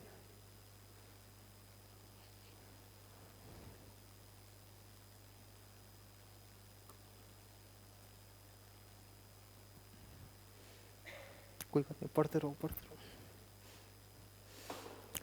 पीरियोडिसिटी और अकाउंटिंग पीरियड कॉन्सेप्ट। पीरियोडिसिटी या फिर क्या बोल रहा है, अकाउंटिंग पीरियड कॉन्सेप्ट। ये क्या बोल रहा है, ये बोल रहा है कि चलो गोइंग कंसर्न तो बोल रहा है कि चांद तक जाना है। गोइंग कंसर्न यही बोल रहा था ना, चांद तक जाना है। लेकिन चांद तक जाना है तो आज मैंने शुरू किया, जब तक चांद तक पहुंचूंगा नहीं तब तक मैं अकाउंट्स को ओपन रखूंगा क्या? मुझे तोड़ना होगा बीच में। कहाँ पे तोड़ूंगा, मेरा मर्जी। मैक्सिमम कहाँ तक जाऊंगा, 1 साल, 1 साल ही जाते हैं। 6 महीना में तोड़ो, 3 महीना में तोड़ो, अपना मर्जी है। अकाउंट्स चेक करते रहो क्या चल रहा है नहीं चल रहा है, लेकिन ईयर एंड में तोड़ना होता है, टैक्स भरना होता है ना अपने को। तो पीरियोडिसिटी कॉन्सेप्ट यही बोल रहा है कि तोड़ के रखना। इस बार पीरियोडिसिटी के ऊपर में शायद क्वेश्चन गिरा था, इस अटेम्प्ट में गया हुआ अटेम्प्ट में भी, मुझे लग रहा है, मैंने पेपर देखा नहीं है लेकिन मुझे लग रहा है, मतलब पेपर देखा था लेकिन अच्छे से नहीं देखा हूँ, तो मुझे लग रहा है पीरियोडिसिटी के ऊपर में गिरा हुआ, मुझे वो थोड़ा सा ख्याल आ रहा है। ठीक है, नेक्स्ट क्या है, money measurement concept. Periodicity mark कर लिए, accounting period concept assume that the infinite life of an organisation can be split into smaller period of equal duration. ठीक है, क्वार्टरली होगा, हाफ ईयरली या फिर yearly. Due to this concept, the operating results are ascertained for a specified period. The financial position is reflected at regular intervals. अगर तोड़ के रखेंगे तब पता चल जाएगा ना कितना प्रॉफिट हुआ, कितना नुकसान, टाइम टाइम पता चलेगा? नहीं चलेगा। अगर मैं तोड़ता हूँ 3 महीना या फिर 6 महीना या 1 साल में, 1 साल तो लास्ट है ना, 3 मंथ्स या 6 मंथ, मुझे पता चलेगा एक क्वार्टर में मुझे कितना फ़ायदा हुआ, सेकेंड क्वार्टर में कितना फ़ायदा हुआ, हाफ ईयरली कितना हो गया टोटल, फिर थर्ड में कितना हुआ, फोर्थ में कितना हुआ, फिर ईयरली मुझे कितना हुआ। तो मुझे ये पता चलेगा कि कौन सा क्वार्टर में मेरा कम था, कौन सा क्वार्टर में ज़्यादा था, पता चलेगा। क्वार्टर मतलब 3 मंथ्स है, 180 ml नहीं, ठीक है। ऑनलाइन वाले क्वार्टर मतलब 3 मंथ्स होता है, हाँ, अपना अकाउंट्स में। पता है सर। हाँ, 180 ml वाला हिसाब मत लगाना कृपया करके। मनी मेजरमेंट कॉन्सेप्ट क्या बोल रहा है? A business transaction will always be recorded if it can be expressed in term of money. A business transaction will always be recorded if it can be expressed in term of money. Mark कर लो। Next क्या बोल रहा है? The advantage of this concept is that the different type of transaction could be recorded eight homogeneous entries with money as common denominator. A businessman owes ₹3 lakhs cash, 1500 kg of raw materials, 10 vehicles, 3 computers, etc. Unless each of these are expressed in term of money, we cannot find out the asset owned by the business. मतलब वही बोल रहा है, money measurement यही बोल रहा है कि जो भी सामान आपके पास है उसका प्राइस मेजर करने लायक होना चाहिए या मेजर करना चाहिए, नहीं तो आप लिख नहीं पाओगे। अगर मैं बैलेंस शीट बनाया, ठीक है, बैलेंस शीट, यहाँ पे मैंने कैश लिखा 2, चलो ₹2, मेरे पास कार है एक, तो कार को क्या मैं 1 पीस लिखूंगा? अगर 1 पीस लिखा, अगर 1 पीस लिखता हूँ मैं, तो बैलेंस शीट मैच करेगा? तो इसका पैसा मुझे पता होना चाहिए कितना है, ठीक है, तभी जाके हो पाएगा। मतलब कि जो भी सामान है उसको मैं पैसा पे तोलूंगा कि इसका कीमत क्या है, तभी जाके मैं लिखूंगा, ठीक है। मनी मेजरमेंट का मतलब वही होता है। द एक्रूअल कॉन्सेप्ट का मतलब क्या होता है?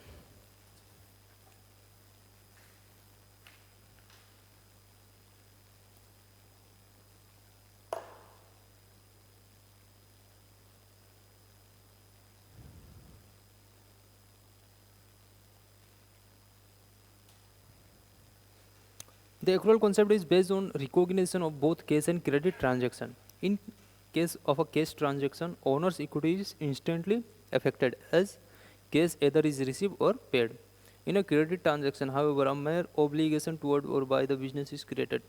When credit transaction exists, revenue are not the same as cash received and expenses are not same as cash paid during the period. क्या समझे?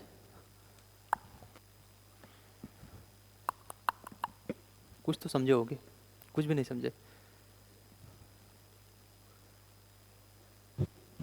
ऐसे खींच के अंदर डालो, ऐसे पकड़ो, खींच के अंदर डालो, समझ में आ जाएगा।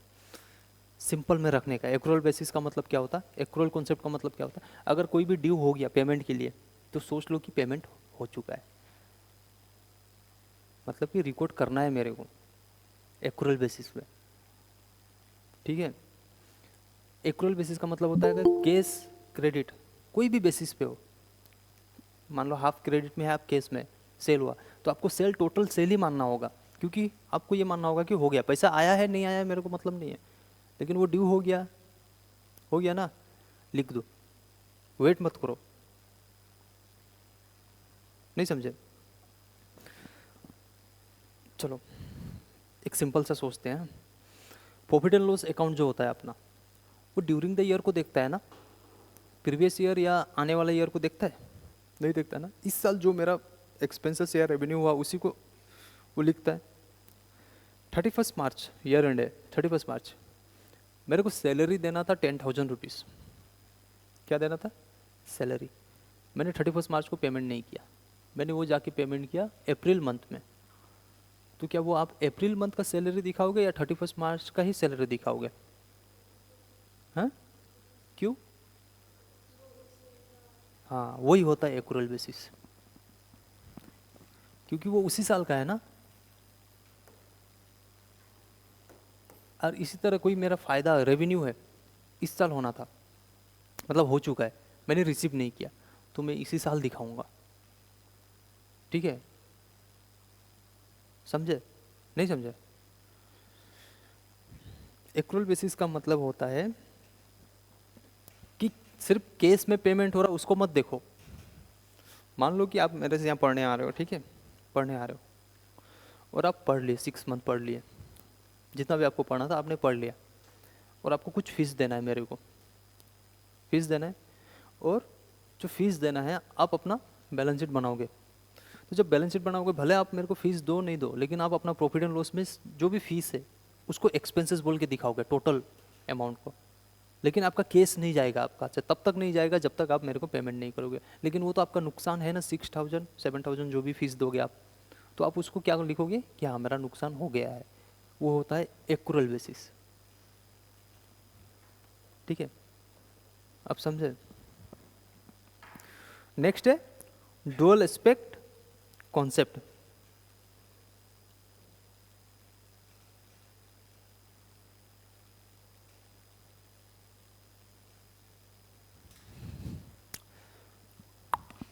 डुअल एस्पेक्ट कॉन्सेप्ट को सिंपली समझे। क्रिकेट देखते हो? क्रिकेट क्रिकेट क्रिकेट देखते हैं, इन लोग नहीं देखते, क्या करें? देखता हूँ सर। सोनी सोनी मिस्टर सोनी देखते हैं, congratulation mister Soni. Thank you sir. एक सिक्का होता है ना, कॉइन, कॉइन है, कॉइन कॉइन है। आप लोग अमीर हो ना, कॉइन नहीं रखते सर, नोट्स है, नोट्स बोलो। एक सिक्का होता है ना, एक सिक्का में 2 साइड होता है ना, अगर एक साइड नहीं होगा तो चलेगा? आप दुकान में दोगे, अगर मोड़ के देख लिया, लेके जाओ, इसका माला बना के लगाओ, छेदा करके यहाँ पे लगाना, मतलब वो कॉइन में छेदा करके फिर बांध के लगाना। एक सिक्का जो होता है ना, उसका 2 पहलू होता है, एक फ्रंट साइड एक बैक साइड। ठीक है, अगर कोई भी ट्रांजैक्शन होता है, कोई भी किसी भी तरीके का, हमेशा उसका 2 इफेक्ट होता है। ऐसे सिक्का जब उछालोगे तो या तो हेड आएगा या तो तेल आएगा। अगर हेड आता है, चोट किसको लग रहा है? तेल को। और तेल आ रहा है तो चोट किसको लगेगा? हेड। लेकिन आपको दिखाई क्या दे रहा है? सिर्फ हेड या तेल दिखाई दे रहे हैं। इसलिए कोई भी ट्रांजैक्शन होता है ना, कोई भी कहीं पे भी आप ट्रांजैक्शन करोगे ना, हमेशा उसका 2 इफेक्ट होगा। 2 इफेक्ट मतलब, अगर मान लो कि मैंने आपको बोला दुकान से जाके कुछ खरीद के लेकर आओ, आपने खरीद के लेकर आया, तो आपके हाथ से क्या गया? केस गया। एक इफेक्ट केस का हुआ, दूसरा इफेक्ट कहाँ पे होगा? कुछ तो सामान लाए होगे आप, तो जो भी गुड्स लाओगे वहाँ पे इफेक्ट करेगा, करेगा। मान लो कि आपने सैलरी पेमेंट किया, बैंक में पेमेंट किया होगा या फिर कैश में पेमेंट किया होगा। अगर आप बैंक में सैलरी पेमेंट करते हो तो आपका पहला इफेक्ट कहाँ जाएगा? बैंक में एक इफेक्ट हुआ, दूसरा इफेक्ट कहाँ पे करेगा? है? अगर आप सैलरी पेमेंट करते हो, बैंक में जो भी आपका एम्प्लॉय था उसको आपने पैसा दे दिया, तो कहाँ पे इफेक्ट किया? बैंक में। आपका बैंक माइनस में चला गया, मतलब माइनस हो गया जो भी अमाउंट था। दूसरा कहाँ पे माइनस होगा या फिर प्लस होगा? है? आपने पेमेंट क्या किया? सैलरी। तो केस में क्यों होगा? बैंक तो ऑलरेडी इफेक्ट हो चुका है, तो नेक्स्ट इफेक्ट कहाँ पे करेगा? सैलरी में। अब इससे भी सिंपल मैं समझाता हूँ। आपने गोल्डन रूल पढ़ा था ना, debit the receiver credit the giver. तो जब कभी भी डेबिट साइड में कुछ आ रहा था अमाउंट, मान लो 500, ठीक इसके इक्वल में हमेशा क्रेडिट साइड में भी 500 आता था। कभी 400 आया क्या? डेबिट अलग जगह चला जाएगा, क्रेडिट अलग लेजर में चला जाएगा। तो हमेशा 2 इफेक्ट हो रहा था। आपने कभी ध्यान नहीं दिया? दिया? ध्यान दिया था कि नहीं? जब भी आप डेबिट लिख रहे थे उसका अगेंस्ट पे आप हमेशा क्रेडिट लिखे हो, और जब भी डेबिट में अमाउंट जितना भी लिखो आप, वो चाहे 1 रुपया हो, 2 रुपया हो, 100 हो, लैक्स हो, करोड़ हो, आपने क्रेडिट में भी उतना ही अमाउंट लिखा या उससे ज़्यादा या कम लिखा? हमेशा बराबर लिखा ना? नहीं लिखा बराबर। जनरल एंट्री में भी शायद बोल रहे हैं। अरे याद करो ना, बचपन, कभी भी डेबिट में आप जो भी अमाउंट लिखे थे उसके अगेंस्ट में हमेशा क्रेडिट में सेम अमाउंट आता था। अगर मान लो कि 300 आया था क्रेडिट में, एक क्रेडिट, तो हमेशा दूसरा कोई एक क्रेडिट 200 में आके बैठता था। टोटल में कितना चाहिए मेरे को? इधर 500, इधर 500, यानी कि एक सिक्का का दो पहलू। अगर हेड आ रहा है तो तेल पे भी इफेक्ट कर रहा है। डेबिट में अगर 500 है तो हमेशा क्रेडिट में भी 500 ही आएगा, उससे कम या ज़्यादा नहीं आ सकता। अगर कम या ज़्यादा आया तो आपका अकाउंट करेक्ट है, रॉन्ग नहीं है। माथा हिला रहे हैं, रॉन्ग होगा ना।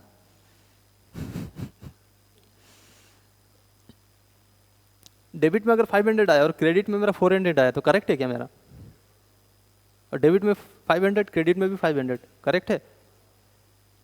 तो इफेक्ट क्या एक ही साइड किया था क्या? अगर डेबिट में किसी का डेबिट में इफेक्ट किया होगा तो दूसरा का क्रेडिट में इफेक्ट किया या नहीं किया? नहीं किया क्या?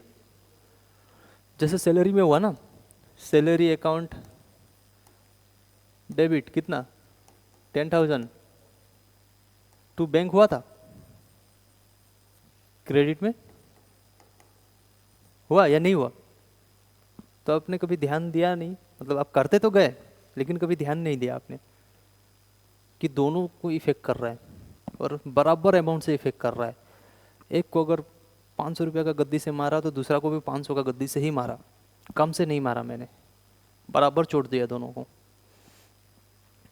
एक मूवी था ना, क्या मूवी था, आमदनी अट्ठनी खर्चा रुपया शायद, देखिए हो, हैदराबाद पुलिस की दाद देनी होगी, बराबर मारा सबको बोल रहा है ना।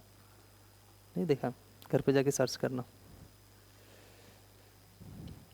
आज कॉन्सेप्ट ही पढ़ेंगे, हाँ कॉन्सेप्ट, क्योंकि ज़्यादा इम्पोर्टेंट, और इससे ज़्यादा पढ़ेंगे तो मुझे लगता है आप लोग को तकलीफ होना चाहिए।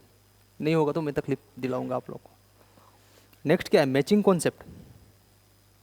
ठीक है, उसमें वो नहीं लिखा है, जो मैं बोला हूँ वहाँ पे नहीं लिखा है। मैचिंग कॉन्सेप्ट क्या है? This concept state that the revenue and expenses must be recorded at the same time at which they are incurred. Revenue और एक्सपेंसेस लिख लो, ठीक है, उसी टाइम जब ये हो जाता है। In general the revenues earn should be with the expenses incurred during the accounting period. क्या बोला? For the application of this concept several adjustment are made for prepaid expenses, accrual incomes, etc. The operating result of an accounting period can be measured only when income are compared with the related expenses incurred. Matching concept का मतलब कुछ नहीं है, simple में समझो, वहाँ पे जो लिखा है उसको भर भरा के मत देखो। हमेशा अगर आपका फ़ायदा हो रहा है ना, रेवेन्यू अगर फ़ायदा हो रहा है ना, ये फ़ायदा कमाने के लिए आपको कहीं ना कहीं एक्सपेंसेस करना पड़ा होगा। या बिना एक्सपेंसेस में फ़ायदा हो जाएगा क्या? नहीं होगा ना। आपने एक्सपेंसेस किया ही नहीं, आपको फायदा होगा? क्या लगता है? जब तक आप कुछ एक्सपेंसेस नहीं करोगे। चलो सिंपल में सोचते हैं, आप दुकान बिठाए हो, ठीक है, दुकान बिठाए ना, वहाँ पे सामान बेचने के लिए रखे, तो आपने पहले पैसा डाला उस पर, तो वो आपका खर्चा है, तभी तो जाके वो फ़ायदा देगा। तो हमेशा रेवेन्यू को एक्सपेंसेस के साथ मैच करो, और जब ये हो जाता है, खर्च हो जाता है, रेवेन्यू हो जाता है, उसको रिकॉर्ड कर लो, तब जाके रिजल्ट प्रॉपर मिलेगा मेरे को। लेकिन ड्यूरिंग द ईयर को ही देखना, प्रीवियस वाला को एडजस्टमेंट करना होगा और आने वाला को एडजस्टमेंट करना होगा, ठीक है। नेक्स्ट ईयर का एडजस्टमेंट या फिर प्रीवियस ईयर का एडजस्टमेंट करके इस साल का जो अमाउंट है उसको लिखना होगा। मैच करो, रेवेन्यू एक्सपेंसेस मैच करो, फ़ायदा हुआ नुकसान हुआ देख लो। कभी कभार ऐसा होता है कि आपने कुछ एक्सपेंसेस किया नहीं, फिर भी आपको पैसा मिल जाता है।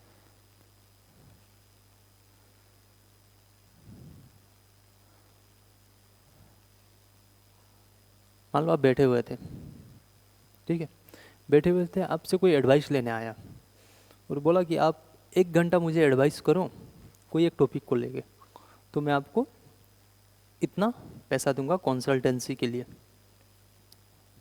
1 आवर करो, मेरे को कंसल्ट करो, कहाँ करना है, किसे करना है, किस पे इन्वेस्ट करो, किस तरीके से करो। 1 आवर, रास्ते पे बैठे हो आप लोग, आपका 1 रुपीज़ भी नहीं लगा, ठीक है। रास्ते पे चाय पी रहे थे, वो आ गया, बोला यहीं पे एडवाइस करो मेरे को, मैं आपको 1 आवर का पैसा दूंगा। आपका खर्चा हुआ क्या 1 रुपया भी नहीं हुआ, लेकिन अगर वो पैसा दे दे तो वो तो आपका रेवेन्यू है। वो रेवेन्यू कमाने के लिए आपको एक्सपेंसेस लगा क्या है? ध्यान से सोचो तो एक्सपेंसेस हुआ कि नहीं। वो तो चाय पी रहा था बेचारा अपना।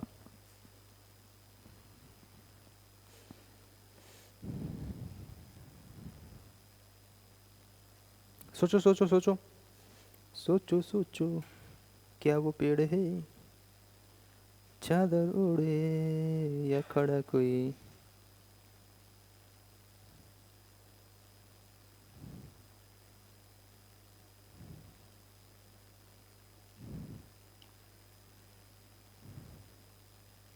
बोलो ना। वो 1 घंटा जो एडवाइस किया उसका कुछ एक्सपेंसेस लगा क्या उसको? क्या? हाँ, लेकिन वो तो चाय पी रहा था ना, प्रॉपर ऑफिस खोल के तो नहीं बैठा था वो।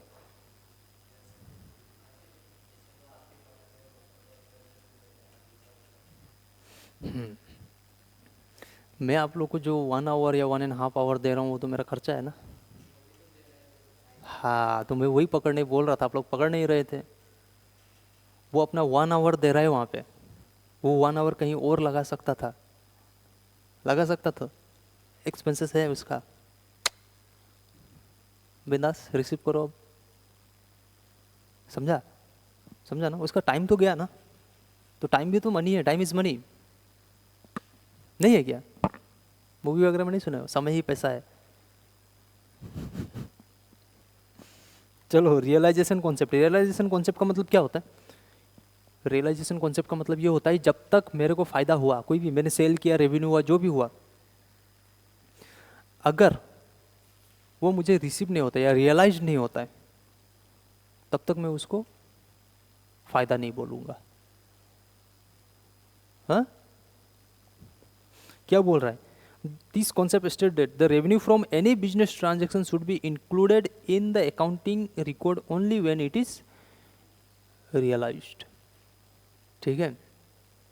द टर्म, ये नेक्स्ट जो लाइन में पढ़ने वाला हूँ इसको मार्क कर लेना। हाँ, the term realisation means creation of legal right to receive money. Realisation का मतलब क्या है? Legal right to receive money. Legally आप अब एक्शन ले सकते हो अगर वो पैसा नहीं दिया तो। अगर मैं बोल दूंगा कि जब तक रियलाइज नहीं होगा तब तक मत लिखो, पहला लाइन ये बोला ना, जब तक रियलाइज नहीं होगा आपको रेवेन्यू तब तक लिखना मत।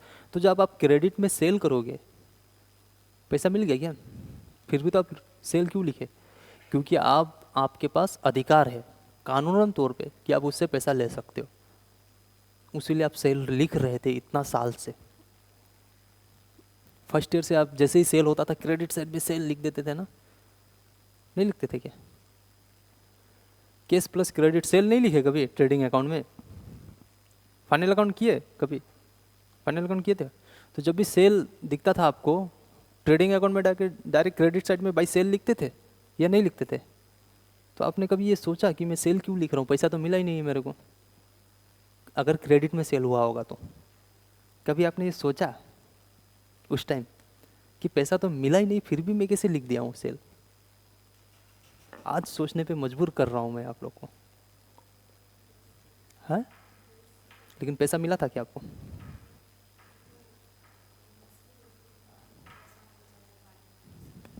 सेल के लिए नोट लिखना नहीं होता था ना? सेल के लिए नोट लिखे क्या आप कभी? अगर क्रेडिट में है, केस में है, तो आप वहाँ पे दिखाते थे कि case cell, credit sale.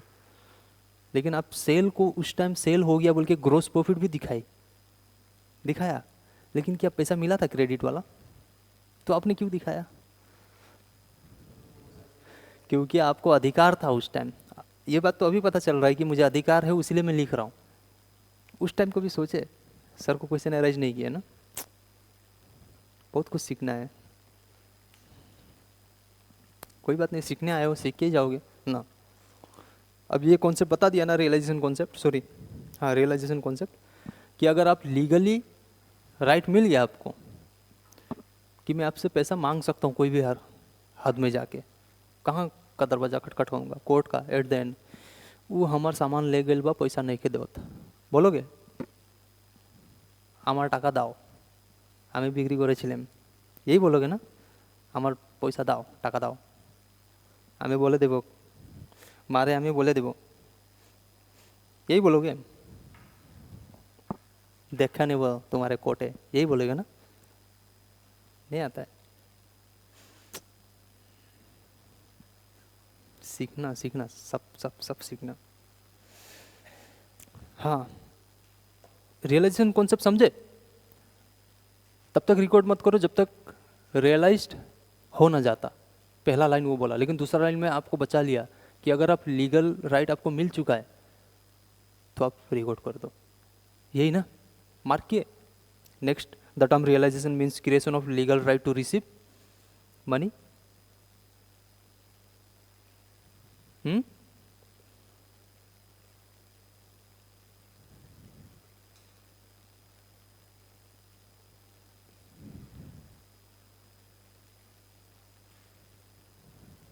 Mark किए। लास्ट, ठीक है, अकाउंटिंग कॉन्सेप्ट का लास्ट है हाँ ये। नेक्स्ट डे प्रॉपर याद करके आना, मतलब हेडिंग कौन सा है, हेडिंग चाहिए, ठीक है, और साथ में कॉन्सेप्ट, अगर मैं पूछ दिया तो बता देना ताकि मेरे को तकलीफ ना हो, नहीं तो तकलीफ होगा ना, मैं पढ़ा रहा हूँ घर पे जाके आप पढ़ नहीं रहे हो, और हाँ कैसे पढ़ते हो, यहाँ पे पढ़ ली तो घर पे ले जाके बुक रख दिए, जब मन करेगा तब पढ़ोगे या आज को ही जाके पढ़ोगे। कोशिश करना कि आज को ही जाके निपटा दे इसको, ज़्यादा फायदा में रहोगे। तो 15 दिसंबर को जब निकलोगे ना बाहर तो मुंह में स्माइल रहेगा, वरना उदासी रहेगा, काश पढ़ लेता उस टाइम, ठीक है। कॉस्ट कॉन्सेप्ट क्या होता है,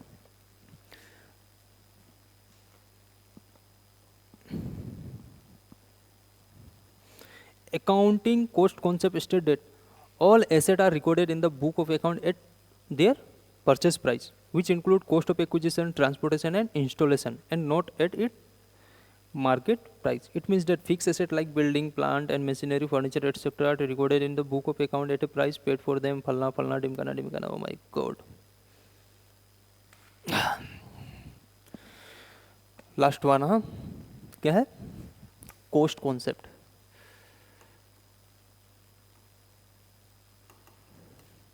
जब तक थ्योरी है तब तक थोड़ा थोड़ा बोर लगेगा, प्रैक्टिकल होने से थोड़ा मज़ा आता है, लेकिन ऑप्शन है नहीं, आप लोग का MCQ आएगा, पढ़ना तो पड़ेगा, हर एक लाइन इम्पोर्टेंट है, ठीक है। तो थोड़ा सा सेकेंड ईयर से अपना लेवल बढ़ा लो, फाउंडेशन है आप लोग का, नीचे का जड़ अगर मजबूत होगा तो ऊपर जाके पेड़ अच्छा फल ही देगा ना, नीचे कमजोर हो गया, हवा आएगा पेड़ तो गिर जाएगा।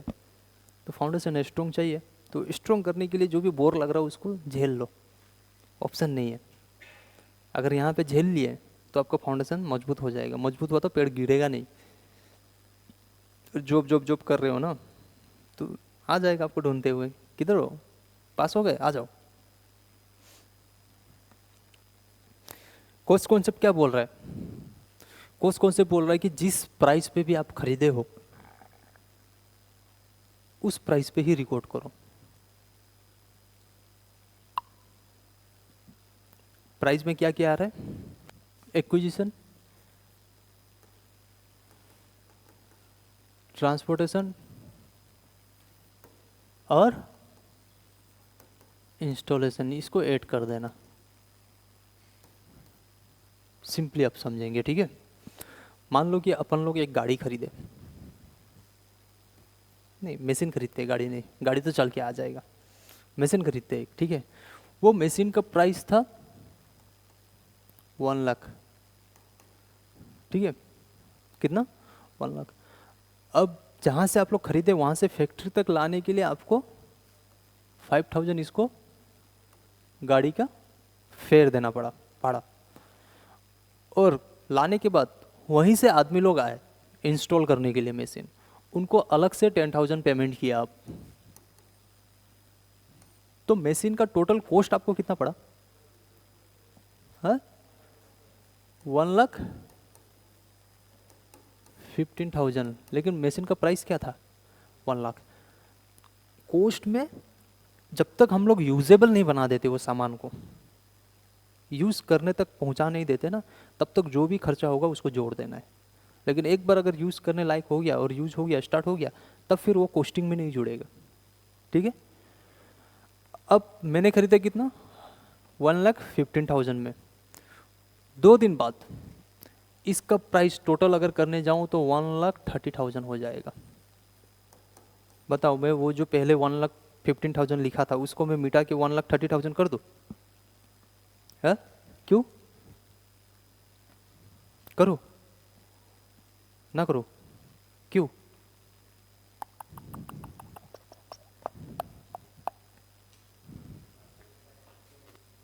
मतलब अगर नेक्स्ट में 2 दिन बाद अगर खरीदने गया होता तो उसका प्राइस 1,30,000 हो जाता टोटल, मतलब टोटल में। अब बताओ, मैं कंफ्यूज हूँ, 115 लिखूँ या 130 लिखूँ? मैंने लाया, इंस्टॉल किया, ट्रांसपोर्टेशन सारा कर दिया, ठीक है। अब 2 दिन बाद मैं इसको यूज़ करने वाला, 2 दिन बाद से यूज़ करने वाला हूँ, ठीक है। लेकिन 2 दिन बाद जब मैं देखा मार्केट में इसका प्राइस हो गया 1,30,000 और मैंने रिकॉर्ड भी नहीं किया था। इस डेट को जब मैं लाया ना, इस डेट को मैंने रिकॉर्ड भी नहीं किया अपना बुक्स में कि मैंने इतना का मशीन खरीदा। मैं सोचा 2 दिन बाद रिकॉर्ड कर दूंगा, छूट गया था। अब बताओ 1,30,000 में रिकॉर्ड करूँ या 1,15,000 में? मेरे पास ऑप्शन है 1,30,000 का, क्योंकि मेरा एसेट बढ़ेगा, एसेट का वैल्यू बढ़ जाएगा ना। क्या करोगे अगर आप लोग रहोगे तो?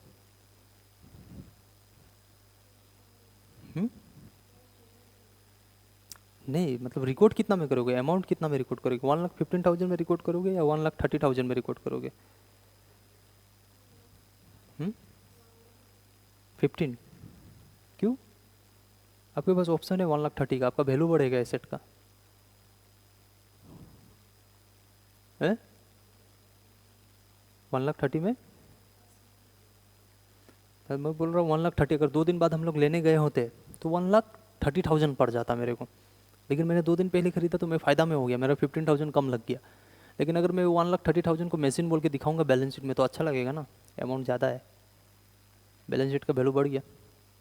तो अगर आप लोग वहाँ पे रहोगे उस सिचुएशन में, एक साइड है 1,15,000 तो एक साइड है 130, अगर 130 को मैं बैलेंस शीट में डालता हूँ तो मेरा वैल्यू एसेट का ज़्यादा दिखेगा, 115 करूँगा तो एसेट का वैल्यू कम होगा।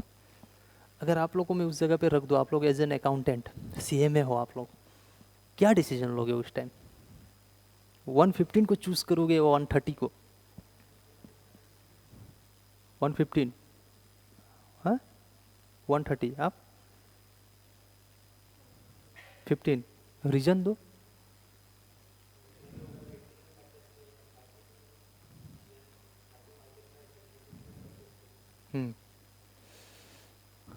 आप बोल रहे हो 130 और 115, दोनों अलग अलग आंसर है ना। मेरा हाथ से पैसा गया कितना? 115, ठीक है। कैश से मेरा लेस कितना हुआ? 115, और एसेट में 115 ऐड हो गया, ठीक है।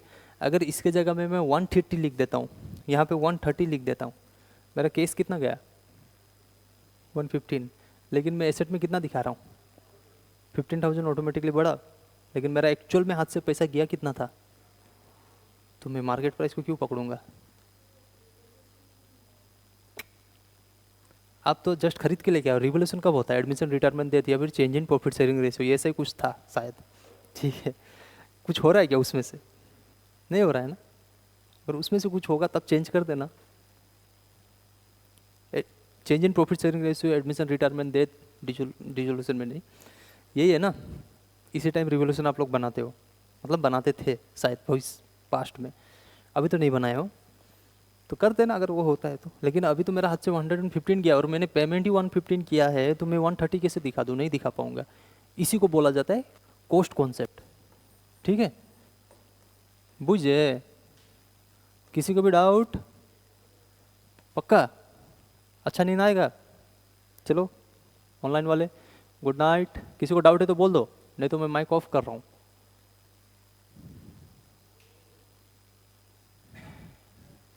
किसी को भी डाउट नहीं है?